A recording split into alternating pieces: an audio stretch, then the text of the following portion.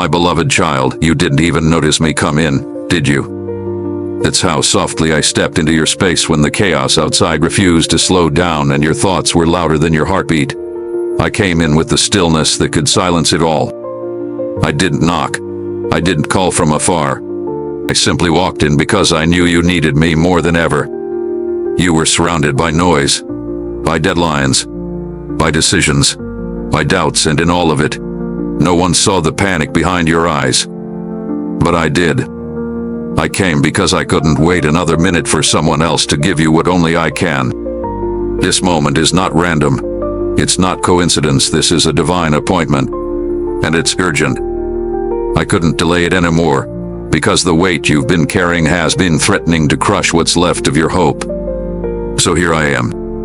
Right now. In your room. Close enough to feel the heaviness in the air. Close enough to hear your unspoken fears. Close enough to hold what's falling apart. The world kept demanding from you, but I came to pour into you. No more pretending you're okay. No more delaying healing. No more hiding behind distractions and noise. My presence didn't wait for permission. I came in because your soul was crying louder than your voice, and I could not stay outside that door any longer. I am not here for a moment. I am here for as long as it takes to remind you who you are and how fiercely I love you. So stop everything. Breathe. Be still. Because I am here, and this holy interruption will mark the shift you've been praying for. Let nothing else distract you now, because what I'm about to do in your life starts this very second, in this very room, and I need your full heart present with me. The lights were off, the doors were closed, and the world kept spinning as if your sorrow didn't exist, but I watched every drop that slipped from your eyes like a river that couldn't be held back anymore. You never told anyone, not because you didn't want comfort, but because you stopped believing anyone would stay long enough to understand your breaking point. But I never turned my gaze. I was right there, sitting in the silence with you, breathing with you through the suffocating thoughts you didn't even have words for. And when you wiped those tears away quickly, ashamed of feeling too much, I wasn't repelled. I was drawn even closer. What you tried to hide became the very thing that pulled me into the center of your pain. I am not moved by performance. I am moved by what's real. And your raw, undone moments, those were sacred to me. That's why I stayed. Even when you weren't sure if I was still listening, even when you cursed your reflection and thought I'd walk away, I remained in the same room, unmoved, unwavering, watching you with compassion so deep it would shatter the walls of shame if you only let me in. The kind of ache you feel can't be fixed with temporary comfort. That's why I didn't send you empty encouragement or distant promises. I came myself. I needed you to know that not a single tear was wasted. Every one of them carried something eternal, and I have held each one like treasure. You were never too broken for me. You were never too much. I stayed not out of pity but out of purpose. Your anguish was not invisible to me. It was the alarm that called heaven's attention to your room. And that's why I'm still here, because I haven't finished collecting the cries the world ignored. What hurt you, moved me. What shook you, stirred me. And what you thought disqualified you, drew me in all the more. I didn't just come to witness your pain, I came to rewrite what follows it. Even when your body tried to rest, your spirit kept pacing, didn't it? The weight pressed against your chest like an anchor, and you couldn't tell if it was sorrow, fear, or 1,000 unspoken thoughts piling on top of each other. You tried to distract yourself, tried to stay busy, tried to convince yourself that maybe it was just stress, just tiredness, just life. But deep down, you knew something heavier was trying to settle inside your soul. You laid there staring at the ceiling while the world slept, but I didn't leave your side for a single second. When you rolled over for the 100th time, when you pulled the blanket tighter not for warmth but for comfort, I was there, not hovering above you, but beside you. My hand stayed where no human hand could reach, on the silent ache beneath your ribs, the place where sadness hides when you're trying to be strong for everyone else. I knew that words wouldn't help in that moment, so I just stayed, and I held what you didn't know how to pray about, the pain you didn't know how to describe. I carried it, the memories you couldn't erase but didn't want to face again. I bore them with you. You felt like something was pressing on your spirit, making it hard to breathe, and that wasn't your imagination. You were wrestling a battle in the unseen realm, and I stood between you and the darkness that tried to suffocate you. Every time your heart felt like it skipped, every time the anxiety crept in and whispered, "What if?" I surrounded you with my peace, even when you didn't realize what was happening. The intensity of what you felt wasn't random, it was a signal that a breakthrough was coming, and I couldn't let you go through that threshold alone. That's why I stayed. That's why I didn't move.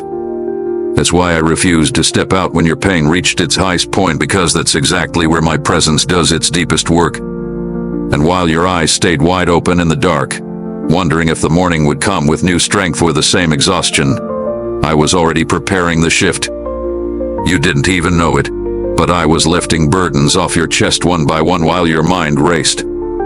I carried your confusion. I bore your unanswered questions. I felt the invisible pressure, the spiritual tightness, the emotional exhaustion, and I absorbed all of it into myself without asking anything from you in return. This is not fiction. This is not symbolic. This is me, in your room, refusing to let you face your night alone. And now that you've made it to this moment, now that you're here, I need you to hear this. The battle didn't win. You may have felt like you were drowning in emotion, but I was the unseen hand keeping you afloat. That pressure on your chest was not the end of your story, it was the point where I stepped in to begin writing a brand new chapter, one where you no longer carry it alone. You spoke in fragments, didn't you? Not aloud, but deep within, where no one could interrupt or misinterpret you. You rehearsed the worst outcomes. You begged for things you were too afraid to say out loud. You pleaded in half sentences under your breath, unsure if they even counted as prayer. But they reached me. Not one syllable went unnoticed. In those moments when you mouthed your concerns in the darkness, hoping that someone beyond the veil of silence might listen, yes, that was me listening intently, as if the universe had paused just to hear your soul speak. You feared saying too much. You thought maybe I had more important cries to answer. But I was already tuned into the frequency of your heart before your lips even moved. I don't wait for poetic prayers or perfectly constructed sentences. I listen for truth, and yours was loud in the quiet. Your internal storms weren't invisible to me. The uneasiness in your gut, the weight behind your hesitant sighs, the way you held your breath when the fear felt like it might swallow you, none of it escaped my attention. You asked questions you didn't finish. You started prayers you couldn't complete. And still, I interpreted everyone with full understanding. You didn't need to explain, because I felt the trembling behind each thought. I knew what you meant when you said help, but didn't know what kind of help you needed. I recognized the fear disguised as silence. And when you gave up mid-sentence, because it hurt too much to form the rest, I filled in the gaps with grace. I sat with every word that didn't have a place to land. I took every unfinished plea and stored it like treasure. There is no such thing as unnoticed pain in my presence.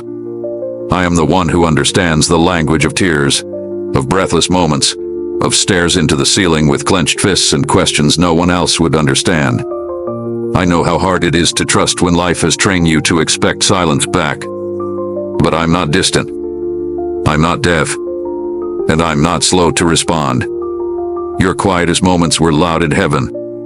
The requests you buried under maybe later, or I don't deserve, that are now being brought into motion. I heard the cry for peace beneath the layers of strength. I saw the panic behind the composed expressions. I felt the sting of memories you tried to ignore. You thought no one caught your whispers, but I built this entire moment to show you that I've been answering them from the beginning. This visit isn't random. It's a response. It's me showing you that every unspoken worry, every midnight appeal, every mental shot you thought vanished, none of it was wasted. You spoke in broken silence, and I collected your every utterance like sacred scrolls, preparing to unfold answers in ways far beyond your comprehension. Don't ever think your voice is too quiet for me. I created sound itself. And in the stillness where you feel unseen, I am nearest, listening as if your every whisper echoes through eternity. That's how much you matter. That's how tuned in I've always been. Listen closely, because time is moving faster than you feel it, and I refuse to let the sun slip beneath the horizon with wounds still open inside you. Condemnation has followed you like a relentless shadow, cataloging every misstep, every impulsive word, every promise you broke to yourself when the pressure got too much. That voice insists you deserve the ache nesting in your bones. But my voice overrides that verdict right now. I am not collecting evidence against you. I am removing the splinters that evidence left behind. I did not step into your personal space to tally failures. I came to cauterize them, to seal the bleeding places so they never reopen each time you remember yesterday. Feel the urgency in my tone. There is no luxury of delay, because regret matures into bitterness overnight, and bitterness chains tomorrow before tomorrow even begins. That cycle ends here, in this very breath. Let me move through the corners of your soul like a physician with flawless precision. I see the hidden fractures, the micro cracks invisible to casual observers yet spreading each time disappointment shakes you. I apply salve where shame once stung. I stitch the gashes self-criticism left raw. I reset the bones of broken confidence so they will carry destiny without limping. Do not flinch when the light of my attention uncovers old bruises. Exposure is the doorway to restoration, not humiliation.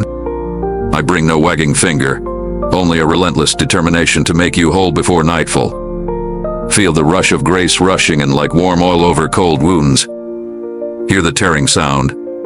That is every condemning label ripping away from your identity. Breathe in deeply, yes. That is freedom entering, loosening knots in your chest that tightened each time you worried you would never change. You are not beyond repair. You never were. My hands specialize in seemingly impossible recoveries. I am the surgeon who operates without leaving scars, the potter who reshapes without discarding a single fragment of the original design. There is holy urgency in my presence because destiny waits on the other side of this healing. Every minute you remain hostage to regret is a minute purpose stands idle. That is unacceptable to me. So surrender the remnants of yesterday, hand them over. Even the embarrassing parts you swore no one would ever see. I already know them, yet I stand unwavering, undeterred. Let my words soak into your marrow. Your story will not be defined by lapses but by the miracle of recovery taking place right now. I command the paralysis of shame to release its grip. I order regret to lose its voice. Rise within your own skin again, unafraid, unmarred, because I am mending you with threads of mercy that can never tear. This day will close with healing, not with heaviness. And when tomorrow dawns, you will step forward lighter, louder in hope, ready to occupy the future regret tried to steal. Your lips curved upward in front of the people who needed you to appear strong, but inside, something splintered with each forced grin, like glass webbing under pressure that refuses to release its cracks until the entire pain collapses. I watched you rehearse that performance day after day, shoulders squared, laughter timed, eyes brightened by practice sparkle, a survival routine so flawless that even you started to wonder whether the pain was merely imagination. At the moment the door closed behind you, that counterfeit brightness evaporated, and the shards concealed beneath your ribs cut a little deeper. I traced every fracture. I noted where hope snapped under disappointment.